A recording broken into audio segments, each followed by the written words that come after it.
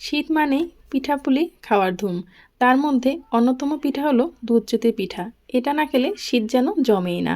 আর এই দুধ চিতই পিঠাটা কীভাবে পারফেক্টভাবে তৈরি করতে হয় সেটাই আজকে আপনাদের মাঝে শেয়ার করব, তাও আবার ভাতের চাল দিয়ে।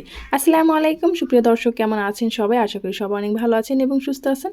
আজকে আমি তৈরি করব খেজুরের গুড় দিয়ে দুধ চিতই পিঠা। এই পিঠাটা যেরকমভাবে নরম, সফট আর রসে ভরা থাকবে, হাজারো ছিদ্রযুক্ত। চলুন দেখে নিই আমি এই পিঠাটা কিভাবে তৈরি করলাম। যে কেউ এই পিঠাটা তৈরি করে নিতে পারবে এই ভিডিওটা দেখে। আমি এখানে নিয়ে নিলাম রেগুলার ভাতের চালটা, যেটা থাকে সেটা। আপনারা চাইলে কিন্তু ছোট ছোট যে খুদগুলো থাকে সেটাও করে নিতে পারেন। চালটাকে আমি একটু ভেঙে নিয়েছি যাতে করে ব্লেন্ডার করতে আমার সুবিধা হয়। এখন এই চালটাকে আমি সারা রাতের জন্য ভিজিয়ে রেখেছিলাম। সকালবেলা আমি এটাকে ব্লেন্ড করে নিচ্ছি সামান্য পরিমাণ অল্প তেল দিয়ে। এই পিঠাগুলো তৈরি করা 2-1টা টিপস ফলো করলে আপনার দুধ চিতই পিঠা বা চিতই পিঠা তৈরি করার জন্য পারফেক্ট ব্যাটার তৈরি করে নিতে পারবেন। দেখতে পাচ্ছেন ব্যাটারটা কীরকম হয়েছে আর ঘনত্বটা একটু দেখে বুঝে নিতে হবে। এখন আমি এটাকে দেখে দিচ্ছি, একদম মিহিদানাভাবে এটাকে পেস্ট করে নিতে হবে। আপনারা চাইলে শিলপাটাও করে নিতে পারেন। দেখা যায় আতপ চাল ছাড়া ভাতের চাল দিয়েও কিন্তু এটা খুব সুন্দরভাবে হয়ে যায়। এখন এর ভিতরে আমি সামান্য পরিমাণ অল্প একটু পানি দিয়ে দিলাম যাতে করে এর ব্যাটারটা খুব সুন্দরভাবে তৈরি হয়। এখন এর ভেতরে দিয়ে দেবো স্বাদমতো লবণ, দিয়ে ভালোভাবে হাতের সাহায্যে মিক্স করে নেব।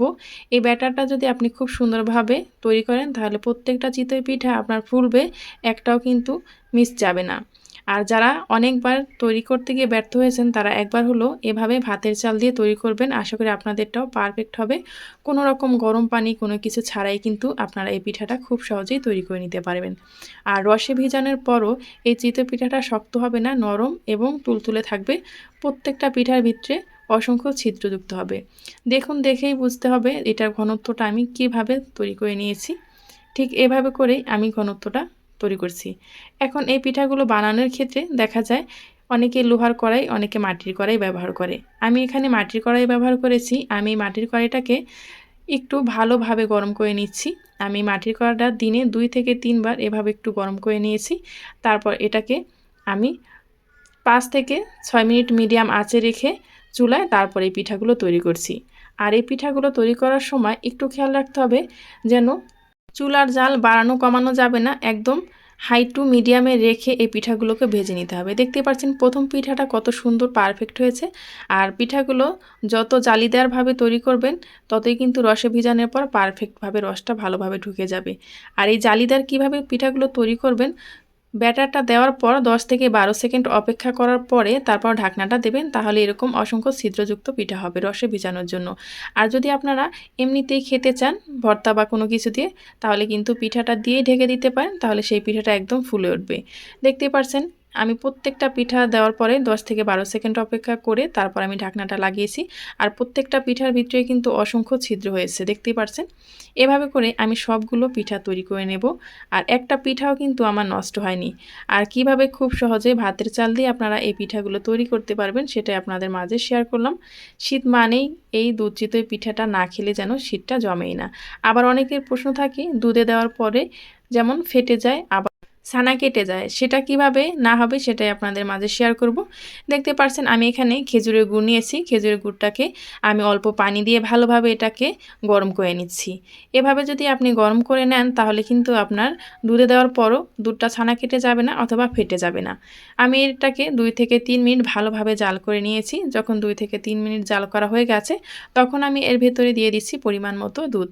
আপনারা যে যেই পরিমাণে দুধ দিয়ে খেতে পছন্দ করেন সেটাই এখানে ব্যবহার করবেন। এই দুধটা আপনি যত দেবেন ততই কিন্তু দুধ চিতই পিঠাটা খেতে বেশি ভালো লাগবে। আর এই পিঠাটা কোনো সময় যে চালের গুঁড়ো বা আটা ময়দা দিয়ে যে গোলাটা দেন সেটা কখনোই দেবেন না, তাহলে কিন্তু পিঠাটা খুব সুন্দরভাবে ফুলবে না, মানে ভিজবে না, নরম হবে না, খেতে ভালো লাগবে না। আমি এখানে 1 কেজি পরিমাণ লিকুইড দুধ ব্যবহার করেছি। আর এখানে দিয়ে দিলাম আমি কিছু নারকেল কোড়া। এখন এটাকে ভালোভাবে জাল করে নেব আমি 3 থেকে 4 মিনিটের মতো। তারপর এখানে সুঘ্রাণের জন্য এলাচ এবং দারচিনি দিয়েছি। অবশ্যই এটা দেবেন, তাহলে কিন্তু খেতে আরও বেশি ভালো লাগবে। যেহেতু আমরা একটা রস দিয়ে তৈরি করে নিই সেজন্য কিন্তু দারচিনি এলাচটা ব্যবহার করেছি। যখন আপনারা রস দিয়ে তৈরি করবেন সেক্ষেত্রে এলাচ দারচিনিটা না দিলেও হবে, শুধু নারকেলটা দিলেই হয়ে যাবে। তো এভাবে যদি আপনারা দুধটাকে ভালোভাবে জাল করে নেন, আগে গুড়টাকে জাল করে পরে দুধটা দেন, তাহলে কিন্তু আর ছানা কাটবে না। এই তো আমি 3 থেকে 4 মিনিট জাল করে এখন যে পিঠাগুলো আমি ভেজে রেখেছিলাম বা বানিয়ে রেখেছিলাম সেটা কিন্তু এখন এই দুধের ভিতরে দিয়ে দিচ্ছি। আর এটার ভিতরে দিয়ে বেশি সময় জাল করার কোনো প্রয়োজন নেই, শুধু একটা বলক চলে আসলেই ঢাকনা দিয়ে ঢেকে রাতে তৈরি করলে সকাল পর্যন্ত রেখে দেবেন, আর সকালে তৈরি করলে বিকাল পর্যন্ত রেখে দেবেন। দেখবেন একদম ফুলে ভিজে একদম নরম তুলতুলে হয়ে গেছে, আর খেতেও কিন্তু হবে অসম্ভব মজা। আমার এই সহজভাবে রেসিপিটা যদি আপনাদের কাছে ভালো লেগে যায় তাহলে প্লিজ চ্যানেলটি সাবস্ক্রাইব করে পাশে থাকা বেল আইকনটা ক্লিক করে রাখবেন। যারা ফেসবুক পেজ থেকে দেখছেন চাইলে পেজটি ফলো দিয়ে আমার সাথেই থাকতে পারেন। আমার এই রেসিপিটা যদি আপনাদের কাছে ভালো লেগে যায় তাহলে কিন্তু কাছের মানুষের কাছেও শেয়ার করে দিতে পারেন। খুব সহজভাবে কিন্তু আমি শেয়ার করেছি, আশা করি আপনাদের কাছে ভালো লাগবে।